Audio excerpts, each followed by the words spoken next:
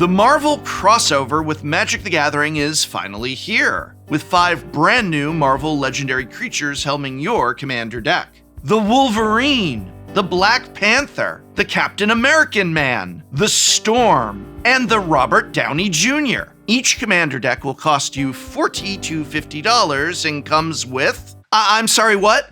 $49.99 is just for the Commander, because it's a secret layer. So you get the new Commander and then 4 reprints. All right. We did a review of these secret layers already, but I'm gonna be honest, these really should have been Commander decks, huh? I mean, we got Commander decks for Doctor Who and for Warhammer. We even got them for Lord of the Rings. And what was the other Universes Beyond? It was like Borderlands or something? Yeah, it was Borderlands. And these decks were all $40 to $50, but had 100 cards in them instead of just 5, were completely playable Commander decks filled with original designs, as well as every reprint featuring brand new art. So why couldn't we have gotten that here? Well, here's what we're gonna do. We're gonna take a look at what I think those decks may have looked like, because in this video, I'll outline decks that I designed for 3 of the 5 new Marvel cards. If Wizards of the Coast won't give us pre-con Commander decks for these awesome new designs, then I'll just make my own Commander decks around them,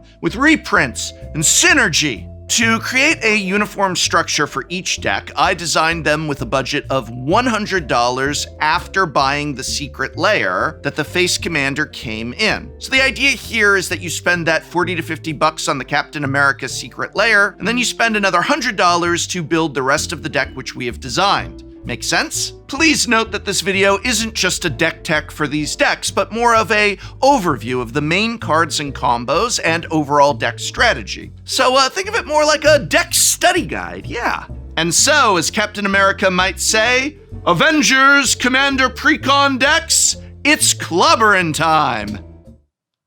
But first, did you know high quality food is one of my favorite things? It's true. I love checking out new restaurants and indulging in delicious dishes from my favorite spots. The problem is, life is busy, isn't it? And I don't always have the time to go out and eat when I want to, what I want to. But that's why I love Factor, sponsor of today's video. Factor is a game changer. They completely eliminate all the hassle behind cooking. No prepping, no working over a stove or cleaning up. Factor takes all the stress out of meal planning so that you can focus on the rest of your life, delivering their chef-crafted and dietitian-approved meals right to your doorstep. They have over 35 meals to choose from any given week, including options for all kinds of diets, from keto, calorie smart, and even vegan and veggie options. If you're like me and you love gourmet meals, Factor has that too, with meals featuring premium ingredients like filet mignon, shrimp, truffle butter, broccolini, and asparagus. You can change your order up every week if you like to mix things up. They've got great add-ons like snacks,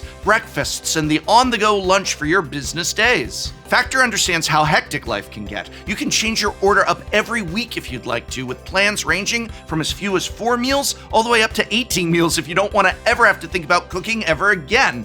And if you need to pause or reschedule your order, no problem. You can do so at any time. Best of all, you can start eating Factor meals right now using my discount link. Get 50% off of your first Factor box and 20% off of your next month of orders with my link. Click the link in this video's description or scan the QR code with your phone. And thank you, Factor, for sponsoring this video.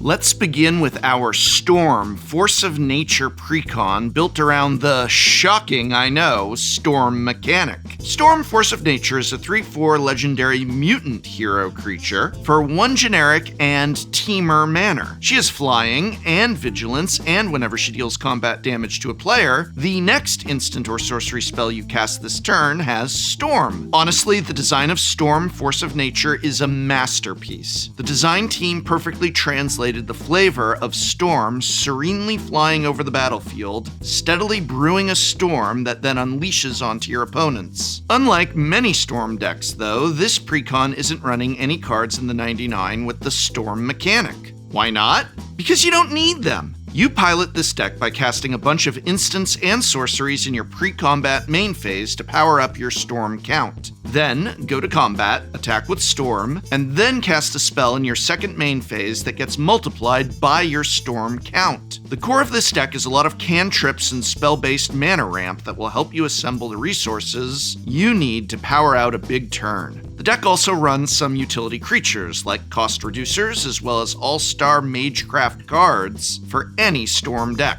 Archmage Emeritus and Storm Kiln Artist. Your best Storm turns will, of course, involve winning the game, such as by giving Banefire or just Lightning Bolt Storm. Oh my gosh, just imagine casting a Lightning Bolt with Storm, or perhaps casting a Tasha's Hideous Laughter that gets copied 4 or even 5 times to mill your opponents out of nowhere. But there are other great things you can do with your Storm copies as well. Alron's Epiphany and Temporal Trespass can give you multiple extra turns in a row. Stone Rain and Ice Storm, the latter of which was conveniently reprinted in Storm's Secret Lair, can knock your opponents back to the Stone Age by hitting a couple of each of your opponent's best lands. Land destruction is fun in Commander, right kids? If you need cards, you can refuel by making a few copies of Big Score, Eureka Moment, or Treasure Cruise. Remember, with Big Score and Treasure Cruise, the additional cost you pay, discarding a card for Big Score, or delving away cards for your cruise, doesn't need to be paid for the additional copies. This is kind of like how when you reverberate a Goblin Grenade, you do not need to sacrifice an additional Goblin. A fact that carried me to victory during Game Day Dark Ascension, but that is another story. For this story, it means that a Big Score with Storm Count 4, for instance, costs you 4 mana, 1 discarded card, but nets you 8 new cards and 8 treasure tokens for future use. One of the coolest interactions this deck can do, though, is make several copies of Regrowth or Bala Ged Recovery to buy back all of the best cards in your graveyard. A neat trick you can pull off with these Regrowth effects is if you have Regrowth in hand, as well as a counterspell like an Offer You Can't Refuse or Arcane Denial, then cast your Regrowth in your second main phase. Its new Storm trigger will go on the stack, but before it resolves, cast your counterspell on your own initial Regrowth. It will get countered and go to the graveyard. Then your Storm trigger will resolve, making copies of your Regrowth for each spell you cast earlier in the turn. Use one of those Regrowths to target your original Regrowth that's now in the graveyard, another to pick up your counterspell, and the rest to pick up whatever good cards happen to be in your graveyard. You can loop this every turn if you want, which could be especially useful in grindy games where your opponents have interacted with you a lot. One more thing to keep in mind. You don't necessarily have to build up your Storm count in your main phase if one of two things are true. Either the spells you plan to cast to build that Storm counter instance, or even better, you have a Leyline of Anticipation in play, or a Born Upon a Wind in hand to cast first. Basically, if you can cast all your Storm count spells at instant speed, you can cast them all in the damage step after combat damage occurs, with your commander's triggers still on the stack. When you're ready to have a spell gain the Storm mechanic, just let Storm the commander's trigger resolve,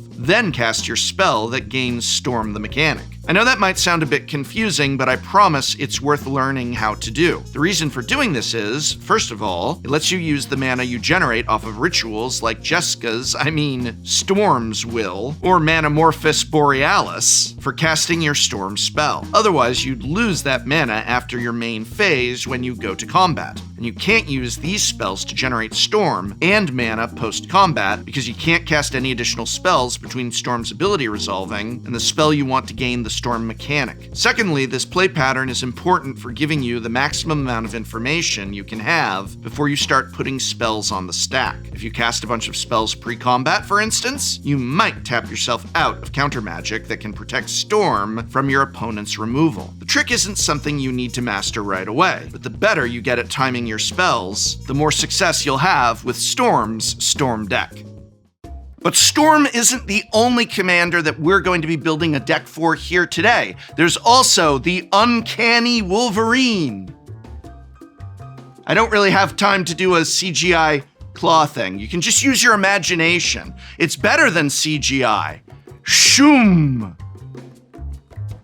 Our next pre-con is built around Wolverine. Best there is. What a title. And the strategy here is pure Voltron. Wolverine is a legendary mutant berserker hero for 1 generic and Gruul mana. He has a unique ability keyword, Unrivaled Lethality. which doubles all damage Wolverine would deal. Note that this includes non-combat damage. We'll get back to that aspect of this card in just a moment. At the beginning of each end step, if Wolverine dealt damage to another creature this turn, put a +1/+1 counter on him. Lastly, you can pay 1 and a green to regenerate Wolverine. Wolverine just makes for such an excellent Voltron commander. He doesn't cost much mana, he can protect himself from a lot of removal, and most importantly, he doesn't need that much power to become a lethal threat. Because of this last trait, this Voltron deck isn't quite as all-in as a lot of Voltron decks might be. You'll still get to put pants on your Wolverine, it just might only be 2 or 3 pairs of pants rather than the full laundry basket's worth that other Voltron commanders might have. Of course, you can always nickel and dime with Wolverine as well, growing him gradually and hitting the most vulnerable opponent for a big chunk of commander damage without necessarily wiping them off the table. Let's start with the Voltron deck classics of auras and equipment. Rancor and Audacity are efficient ways to boost power while granting Wolverine trample. Sticky Fingers also gives Wolverine a bit of evasion while also ramping you every turn he connects with an opponent. This is pretty on flavor, as the sticks on his fingers are the knives coming out of his hands. Lizard Blades is another great include, as it gives Wolverine double strike, getting you a lot closer to that 6 power plus double strike 1-hit threshold that I mentioned earlier. Black Blade Reforged can get you pretty close to lethal power as well, often buffing Wolverine by 5 power, 6 power, maybe even 7 power or more. The next way we give Wolverine a boost is with +1/+1 counters. Many of the cards in this list not only put counters on Wolverine, but also provide some other benefits, such as ramping you, protecting Wolverine from removal, or fighting an opponent's creature. Retreat to Kazandu gives counters whenever you play a land. Duskshell Crawler only gives a +1/+1 counter once, but then is a long-term source of trample for your Wolverine as long as the Crawler sticks in play. New Horizons offers a boost of mana while pumping Wolverine. Keep in mind that if you enchant a forest with New Horizons, then the Arbor Elf I've also included in the deck list can untap that forest for a huge boost of mana. We've also got some spicy one-off pump spells. Instants and sorceries such as Berserk, a card which actually comes in the Wolverine Secret Lair drop and gives Wolverine a massive boost for a single turn. 2 of these pump spells, Primal Might and Tyvar's Stand, are great late-game finishers, as they give Wolverine +X/+X while also providing an additional bonus. For both flavor and mechanical reasons, I've decided to put a lot of fight spells in the deck. Wolverine is great with fight spells since he can regenerate himself, and his first ability makes him punch above his weight class. Remember, he deals double non-combat damage too. What's more, on each end step after he's gotten into a brawl with an opponent's creature, he gets a +1/+1 counter on him. These fight spells also pair nicely with Rite of Passage, another inclusion from the Wolverine Secret Lair drop. Because Wolverine will be a lightning rod for opposing exile-based removal, I've included a lot of protection spells, several of which will also double as pump spells to punish your opponents for the audacity of trying to interact with you. We're also running spells like Invigorating Hot Spring, Rhythm of the Wild, and Helena and Elena to double as a source of +1/+1 counters. Wolverine will never be hurting for fresh ways to boost his stat line, thanks to the wide array of different card draw spells. From color-shifted, Curiosity-style draw when you hit auras, to one-off card draw based on Wolverine's power, like Hunter's Insight and Return of the Wild Speaker, your hand is always sure to be stocked to keep your stocky boy happy.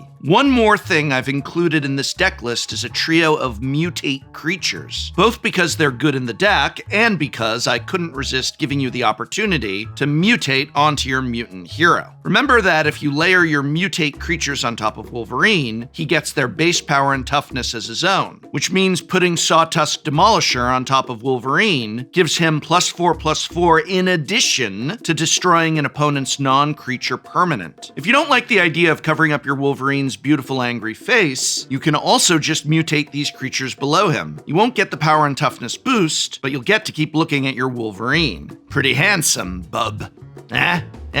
Bub. That's what Wolverine says. He also smells. No, really, that's one of his superpowers, smell. No wonder he's the best there is. All right, I think we may have saved the best for last. Here is our commander deck for Captain America.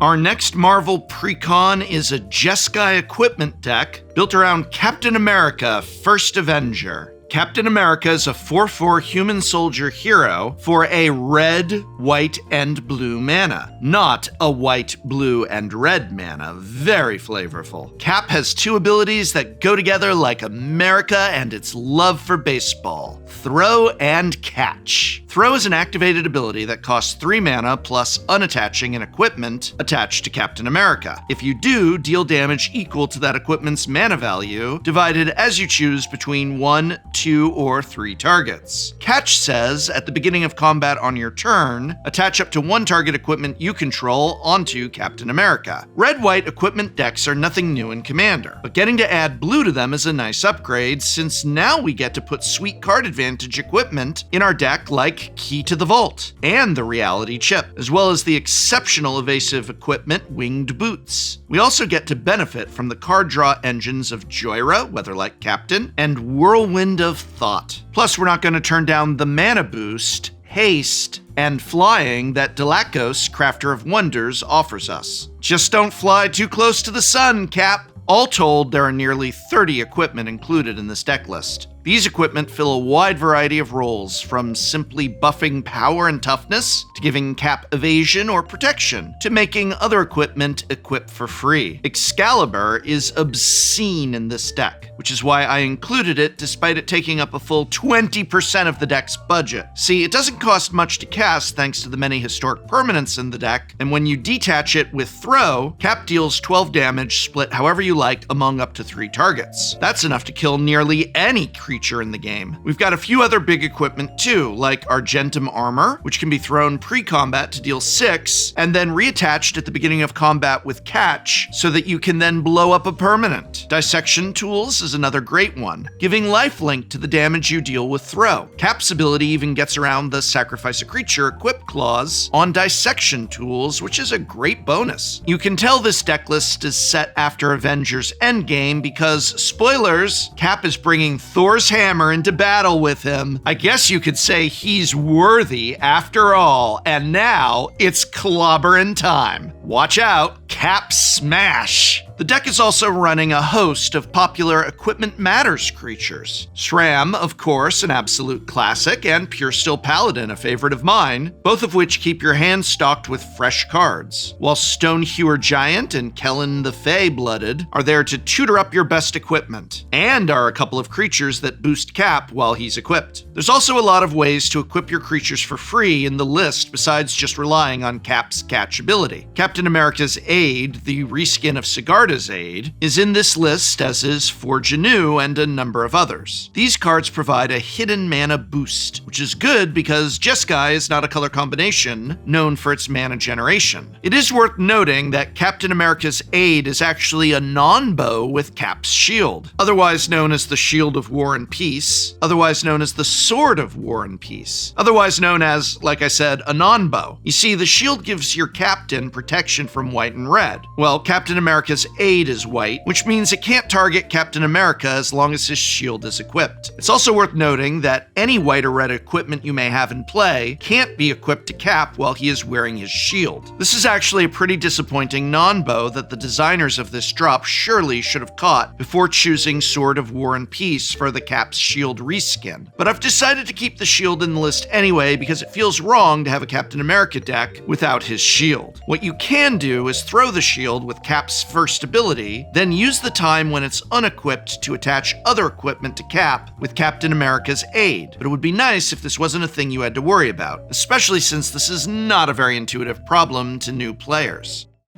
Now, there are still 2 more commanders, but I actually want to hear from you. What kind of a commander deck would you build around the Black Panther or the Iron Man? Let me know in the comments below. And if you haven't already had a chance to check out our video guide to the most expensive Secret Lair cards, you should check that video out here, as well as our brand new Shuffle Up and Play, where we draft a Proliferate Cube. Both those videos are available by clicking on, it's like an eye or something, and linked in this video's description. And hey, if you're sick and tired of spending a fortune on overpriced food that's delivered lukewarm to your door, then stop with the delivery nonsense and get Factor instead. Factor meals are nutritious, delicious, and ready to eat in just a few minutes. You don't need to bother with shopping and cooking, let alone spending a fortune on some lukewarm hamburger that's just junk food. Go with Factor for quality instead. And best of all, you can start eating Factor meals right now using my discount link. Get 50% off of your first Factor box and 20% off of your next month's worth of orders with my link. Click the link in the video description or scan the QR code with your phone. And thank you, Factor, for sponsoring this video.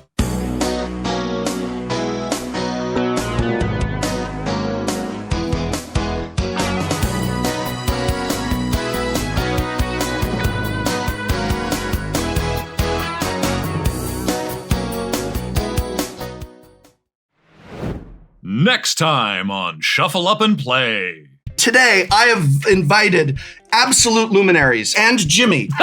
Yes! Because we are doing a Commander boxing game, drafting old Magic the Gathering booster boxes. Feel free to rip open your booster packs and what'd you get?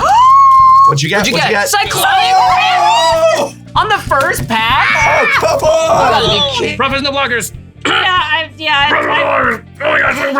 Wow. All All right, I go to 34. If I can find the thing on the It's a spin down, Prof. So many basics. You're basic. Kathleen. Oh, are you thinking about sacrificing something? Just to kill his looter. It's so rude of you. I know, love that's- your style. I'm so happy when I said yes to coming up here.